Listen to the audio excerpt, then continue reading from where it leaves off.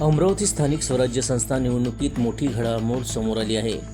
महायुतीचे बंडखोर तथा अपक्ष उमेदवार आणि माजी आमदार विप्लव बाजोरिया यांचा उमेदवारी अर्ज अखेर बाद करण्यात आला आहे। या निर्णयामुळे अमरावतीच्या राजकीय वर्तुळात मोठी खळबळ उडाली आहे। महाविकास आघाडीचे उमेदवार हर्षजित देशमुख यांनी विप्लव बाजोरिया यांच्या उमेदवारी अर्जावर आक्षेप घेतला होता। नामांकन अर्जासोबत सादर करण्यात आलेल्या संपत्तीच्या विवरणामध्ये संपूर्ण माहिती नसल्याचा आरोप करण्यात आला होता। या प्रकरणी निवडणूक निर्णय अधिकाऱ्यांसमोर दोन्ही बाजूची सविस्तर सुनावणी झाली। तब्बल 3 तास दोन्ही बाजूंच्या वकिलांमध्ये जोरदार युक्तिवाद झाला। सुनावणी दरम्यान बाजोरिया यांच्या उमेदवारीवरील आक्षेप फेटाळण्यात आला असला तरी अर्जातील त्रुटी लक्षात घेऊन त्यांचा उमेदवारी अर्ज रद्द करण्यात आला।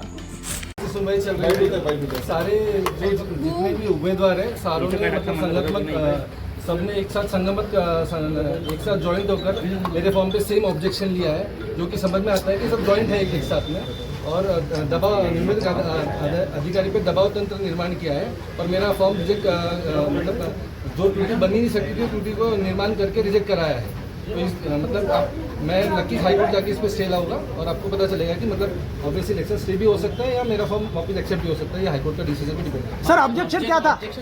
ऑब्जेक्शन ये था कि मेरा मतलब 11 नंबर के बाद सही और सिक्का नहीं है, जबकि मेरे पास सभी पेजों पे सही सिक्का है। आप कल जो फॉर्म अपलोड होगा आप देख सकते हो उसके पास सही सिक्का है। वो मतलब बेसलेस, वो जैसे दृश्यम मूवी को जैसे 100 बार कोई चीज़ को बोले तो वो सच हो जाती है, ऐसा नहीं रहता है। आपको बोलना है कि सबका मिलीभगत की मिलीभगत है, आपको परसों पता चल जाएगा कि बाकी लोग भी विड्रॉ कर लेंगे।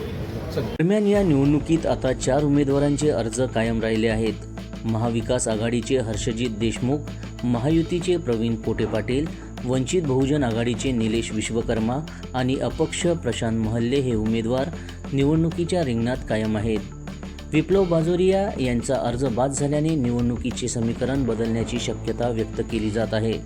आता या निर्णयावर न्यायालयीन लढत होते का याकडे सर्वांचे लक्ष लागले आहे। जनसमर्थन न्यूज, अमरावती।